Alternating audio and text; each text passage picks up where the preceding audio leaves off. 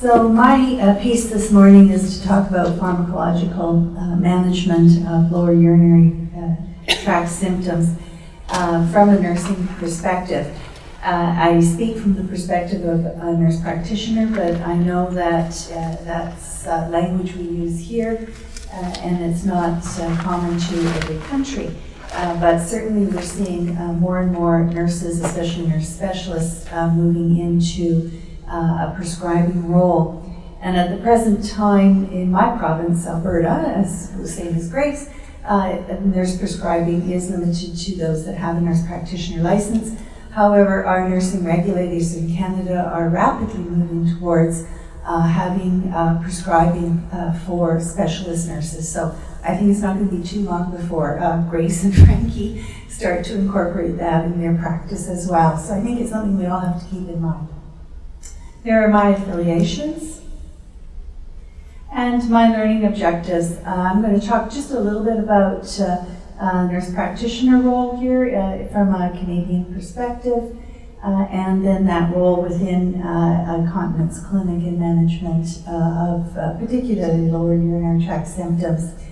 I'll go into prescribing and monitoring medications for lower urinary tract symptoms, and also weave into it, I hope, both on the independent role that a nurse who prescribes has, as well as the collaborative role I play with colleagues. So what is a nurse practitioner? A nurse practitioner is known as one of the advanced practice roles in nursing. Here in Canada, we have educational preparation requirements. We have protected titles legislation. And I know we share the nurse practitioner title with the United States.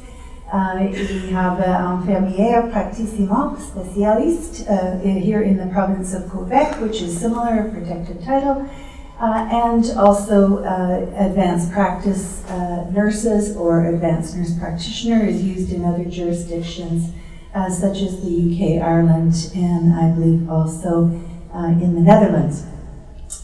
If you're interested in advanced practice, I was on the ICN Advanced Practice Nursing Group for a few years, and they do have some information from an international perspective, and there's a link to the website there. So this is our Canadian definition from the Canadian Nurses Association. A nurse practitioner is a registered nurse with that additional education, preparation, and experience, with competencies to act both autonomously in the diagnosis, ordering and interpretation of tests, and prescribing of pharmaceuticals, and also some procedures within particularly specialty practices. So our clinic is in Edmonton, Alberta. We're about 3 hours north of Calgary, where Grace is. And it is in the Glenrose Hospital, which is the rehabilitation hospital in Edmonton. We will practice with a physician-nurse practitioner model, and I have to tell you that I have the delight of working with Adrian Wag. So he's the physician that I work with in our clinic. And we have a shared care model. We don't differentiate. It might be me that sees the patient. It might be Adrian that sees the patient.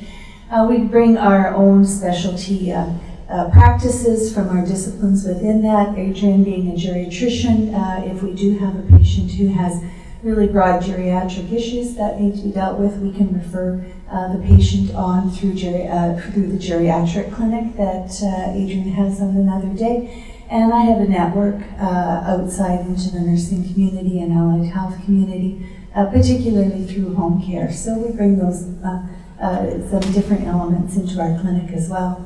We initially started as a geriatric continence clinic, and there is a specialty geriatric program at the Glenrose. But after we had been operating for about 6 or 8 months, we were approached by the Glenrose Hospital to expand our services for all adult population. The reason for that is there were populations that were falling through the cracks. We're across the street from the Women's Hospital, where we have our most excellent urogynecology clinic, but of course there's no place for the guys to go. So there's the question about men. So yes, we do see both men and women in our clinic. And we also identified some populations that, again, as I said, were falling through the cracks, and we're now working closely with a lot of the neurologists in Edmonton, seeing more of the multiple sclerosis as well as Parkinson's patients and other neurological diseases. So what do I do? What do I bring to a continence clinic? Well, I am also, as Grace and Frankie, I am a nurse continence advisor, which is our Canadian specialty qualification, and then I bring that advanced practice element into that. So I will bring, in addition to those very important conservative measures and pharmacotherapeutics and auto replacement for going through the process of assessment and looking at conservative measures, but I bring in that diagnosis, investigations, pharmacological strategies. And as well, within our healthcare system, I have the ability to refer to other healthcare professionals because I have a number which allows me to do that. That's issued with my license. So here's our common pharmacological strategies in the clinic, and I know this isn't going to be new news for you, but I'll just go through a little bit of the thinking that I go through with our clinic.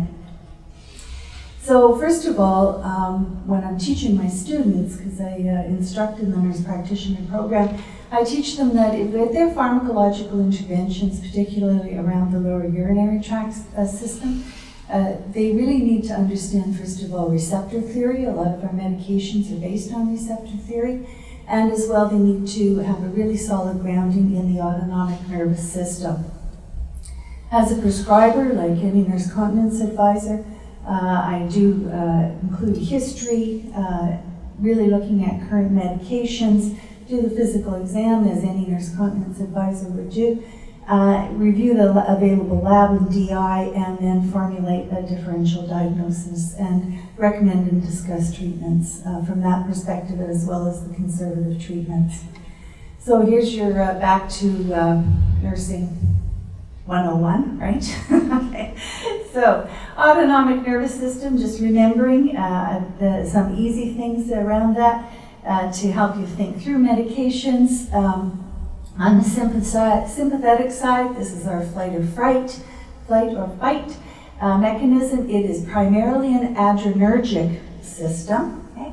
And it rules in a simplistic fashion. I'll describe bladder filling, so the detrusor relaxation and sphincter contraction. The parasympathetic side of the system is rest and repose. Primarily a cholinergic, so using acetylcholine, and it rules the bladder emptying, detrusor contraction, and the sphincter relaxation. So again, a tip I use for my students, because they have so much to remember, is that they need to think about on the sympathetic side, I am filled with sympathy. So if you're giving medications that affect that, you're going to try and aid bladder filling. And if they're giving medications that affect the parasympathetic side, it's I have to pee. Okay? Pee with parasympathetic. All right. What does prescribing require for those of us who have moved into this role and taken it on as part of our nursing journey? It's really understanding pharmacodynamics.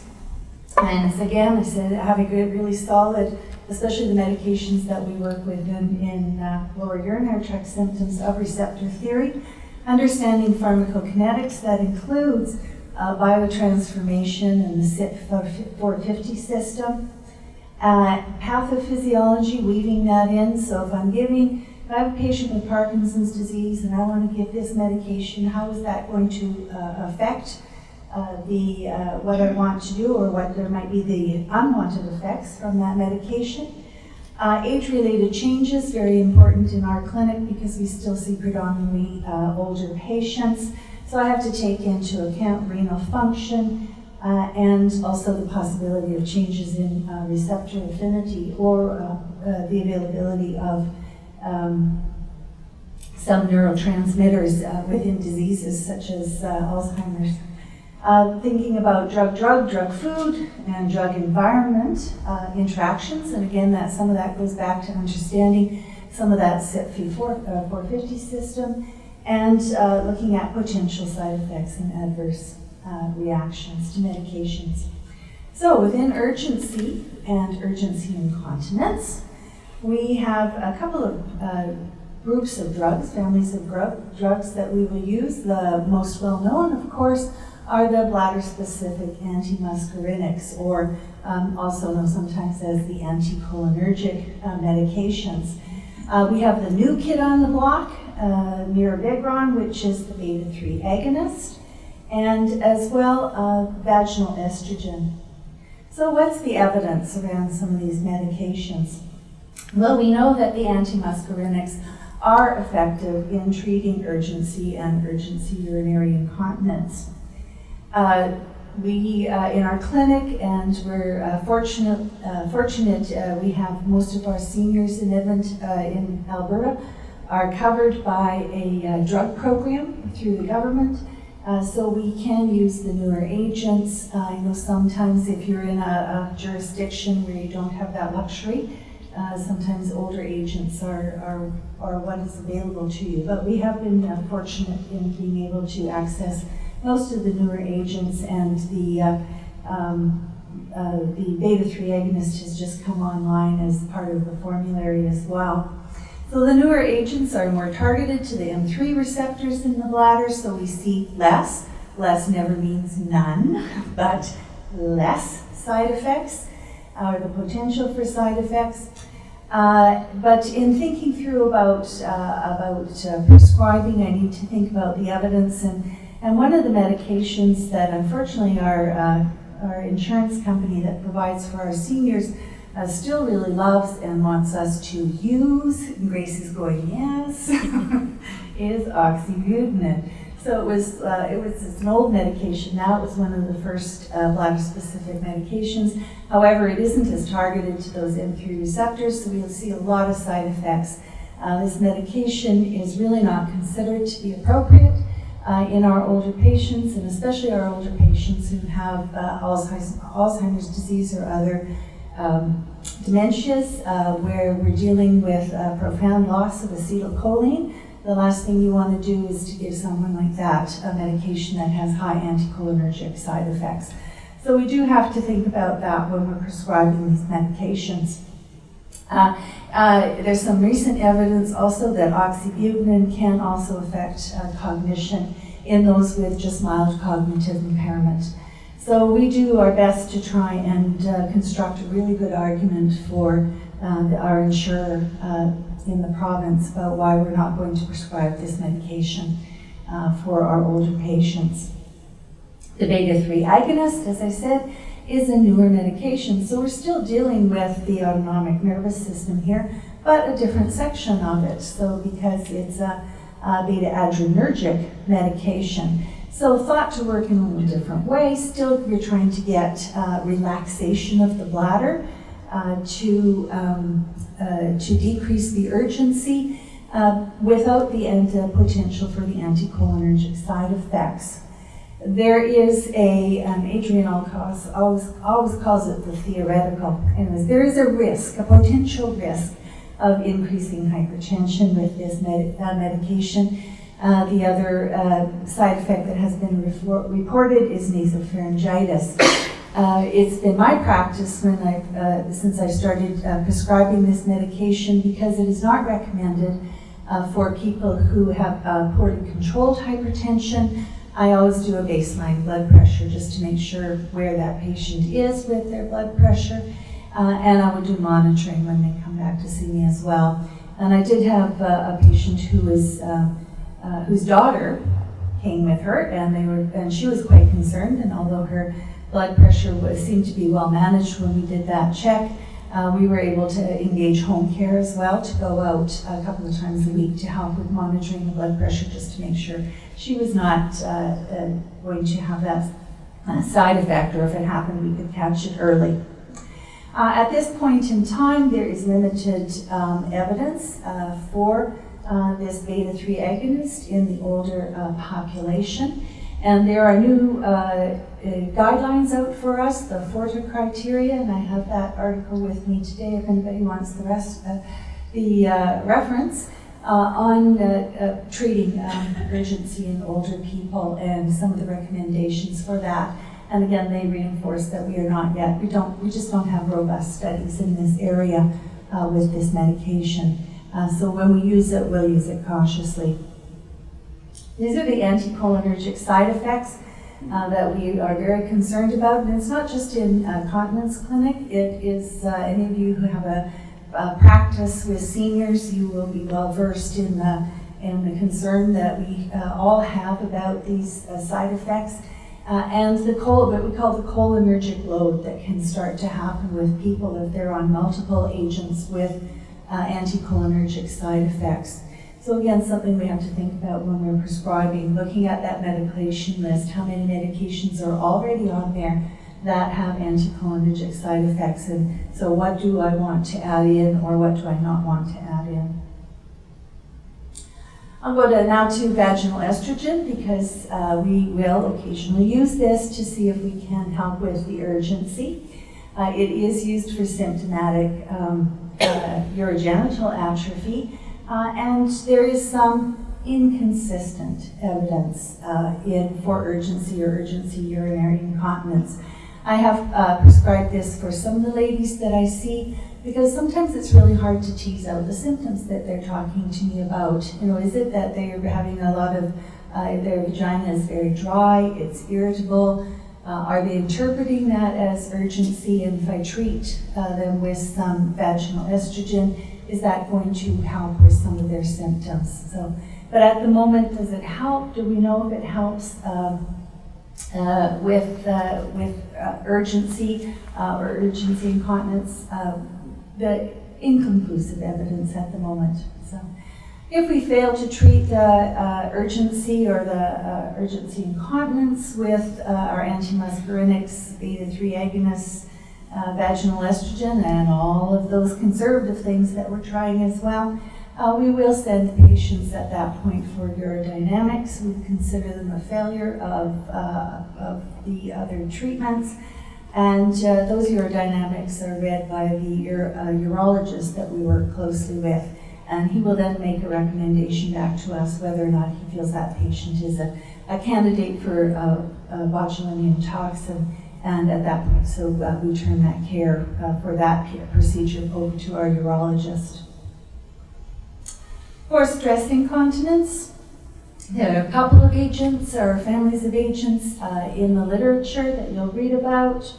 Okay. So first of all, the mixed action agents, so duloxetine is approved in some countries for use in stress urinary incontinence. It's really considered to be a second-line agent. I myself have never prescribed it for stress urinary incontinence. I would much rather talk about pelvic floor muscle exercises first. And again, I think the evidence has not been really robust, which is why it's really considered second line. But we do use vaginal estrogens for stress urinary incontinence in the clinic. The thought that, again, we're treating symptomatically.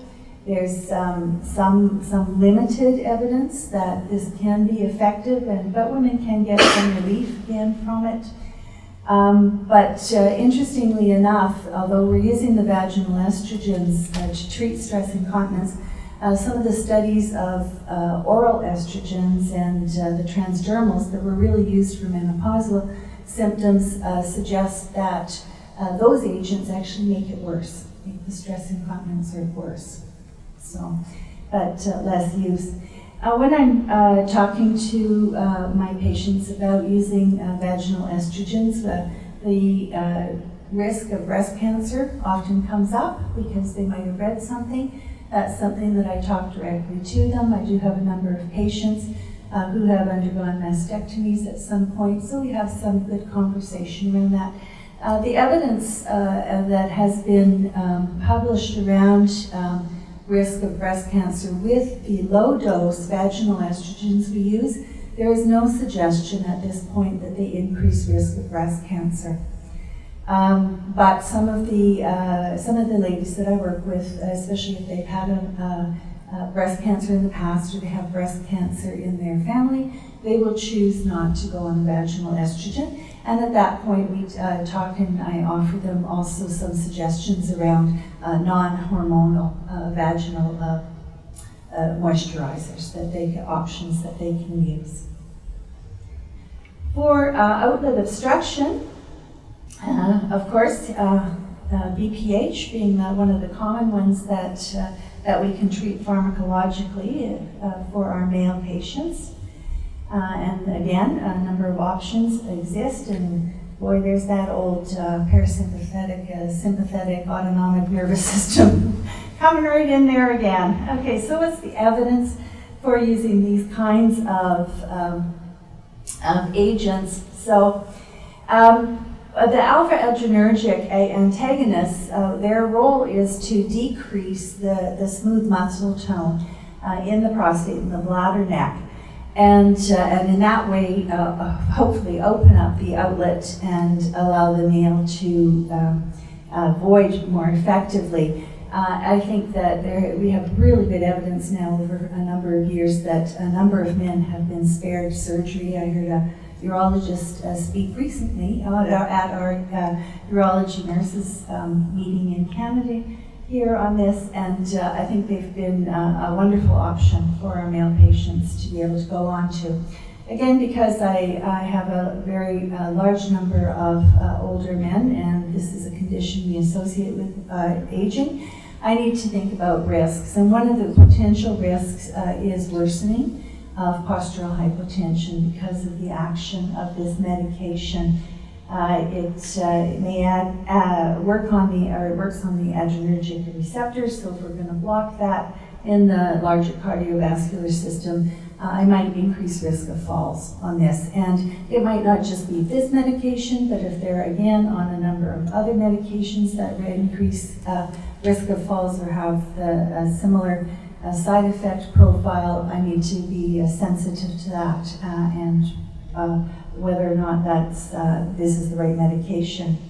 If we have limited efficacy using an adrenergic antagonist, we can add in a 5-alpha reductase inhibitor, which is to actually decrease the prostate volume. However, these take a long time to work, right? So usually the men, if you put them on tamsulicin, if you put them on that alpha adrenergic antagonist, you see an action that happens in quite a few days. We have a protocol with our home care people that if we have somebody who's very blocked, they do need a catheter in, we get them started on an agent, they have a trial of voiding without the catheter in a week.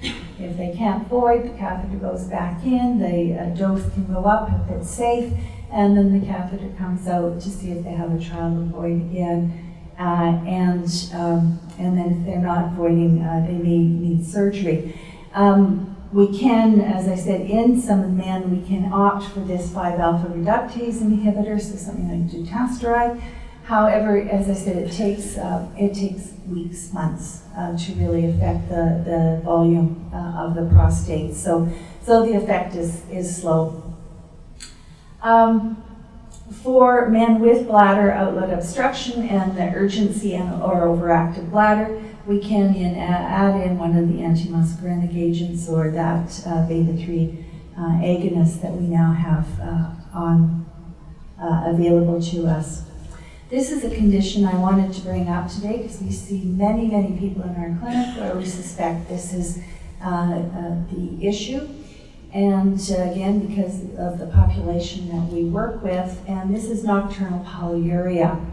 And according to the ICS criteria, it's defined as more than 20 to 30, and it should be 33% of urine output in 24 hours at night. Now where does that fit?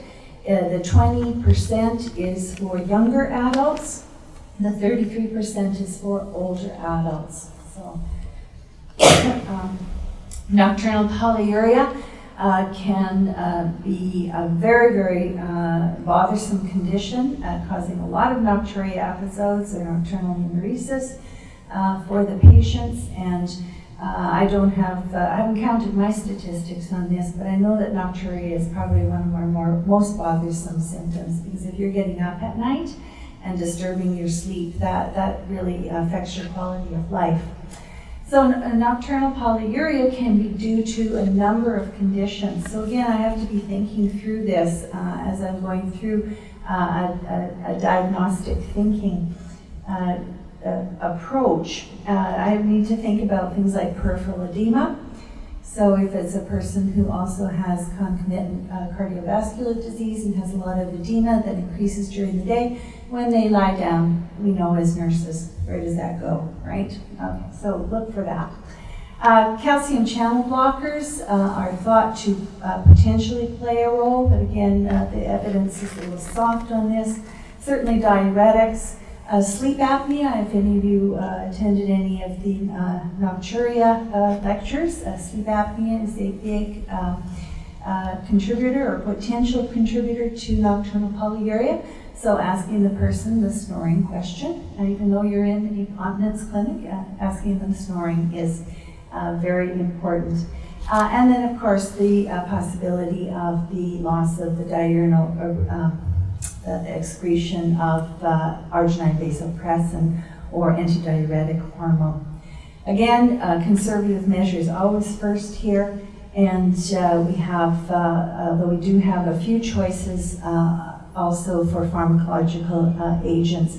So we're going to do those conservative things like talking to them about when their fluid intake is, dealing with the peripheral edema if that's an issue in terms of pressure gradient stockings, they may need those.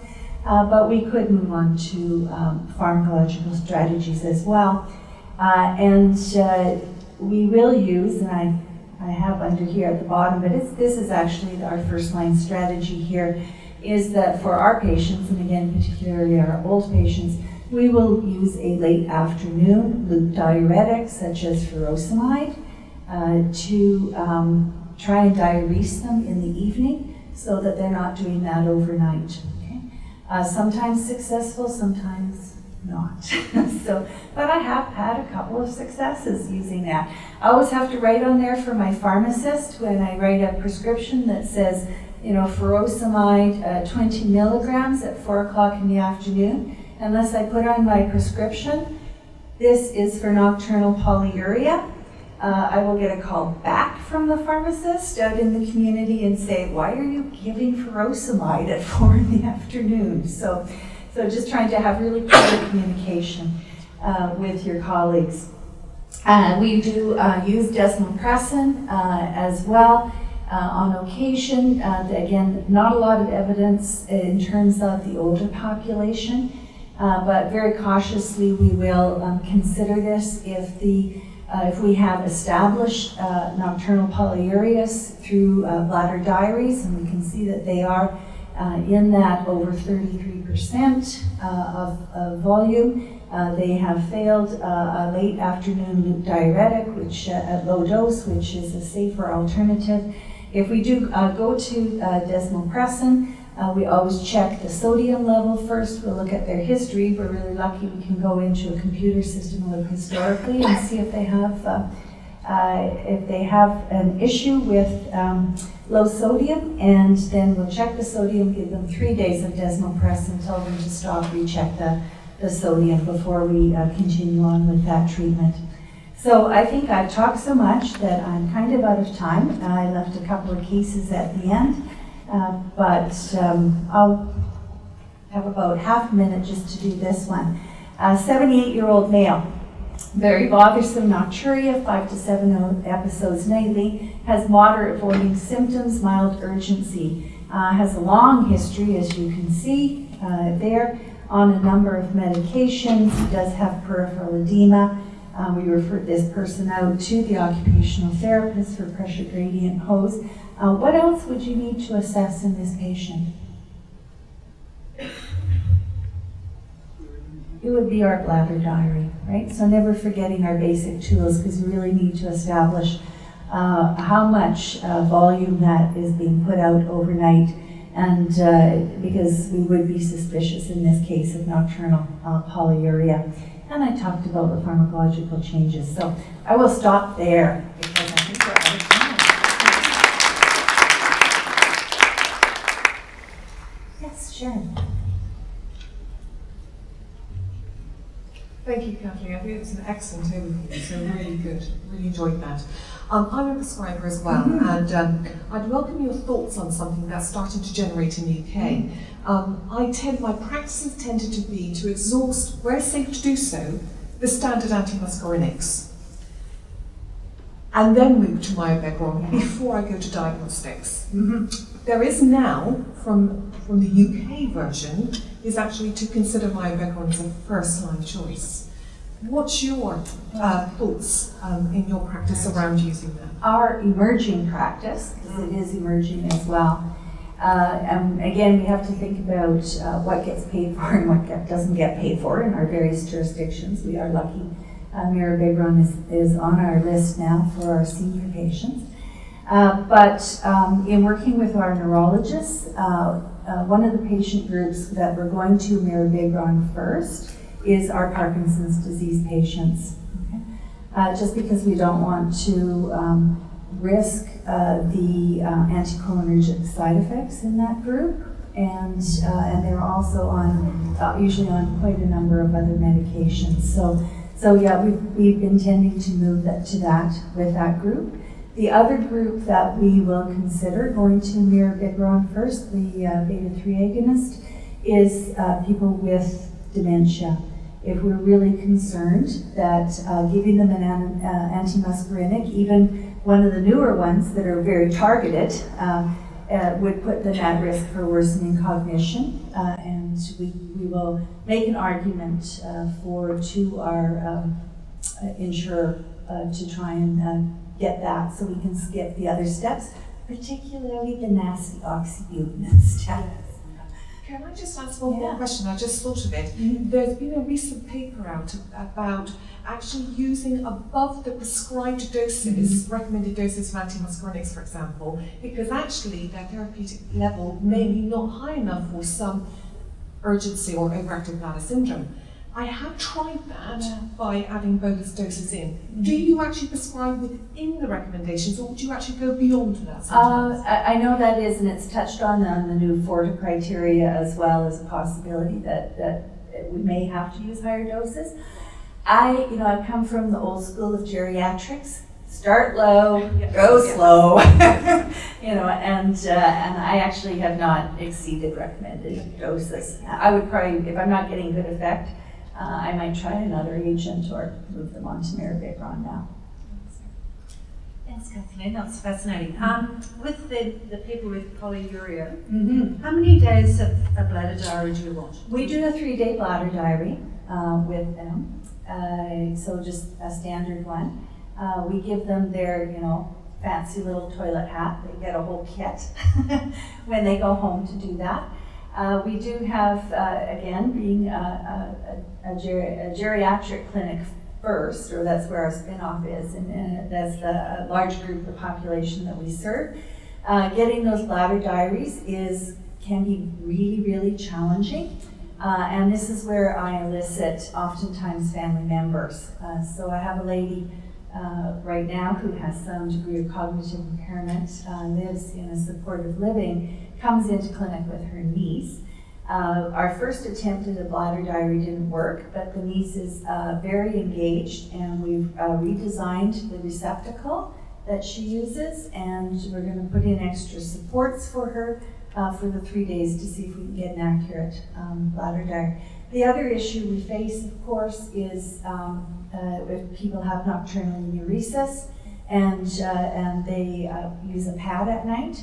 And that might be for some pathology. It also might be if they're on sedating agents and they're not waking up to void. Then sometimes it's a bit of a guess, right? So I was going to ask you, there's some logistics, aren't there? Yeah, there are. Our incontinent, in terms of getting that volume that is the incontinent volume.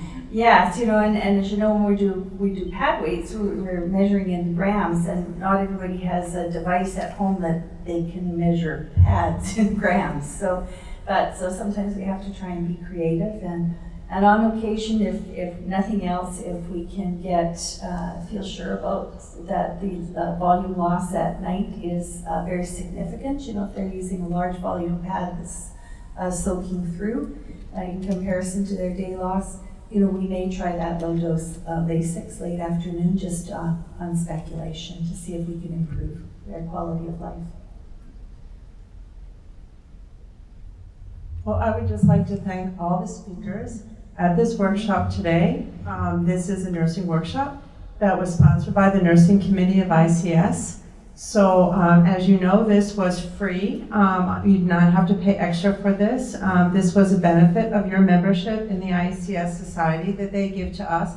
I also want to acknowledge and appreciate the educational grant from SCA for the translation for those of you who are using it. And I think your great participation here this morning really supports our continuing this workshop as part of the conference. And I hope to see you all in Tokyo.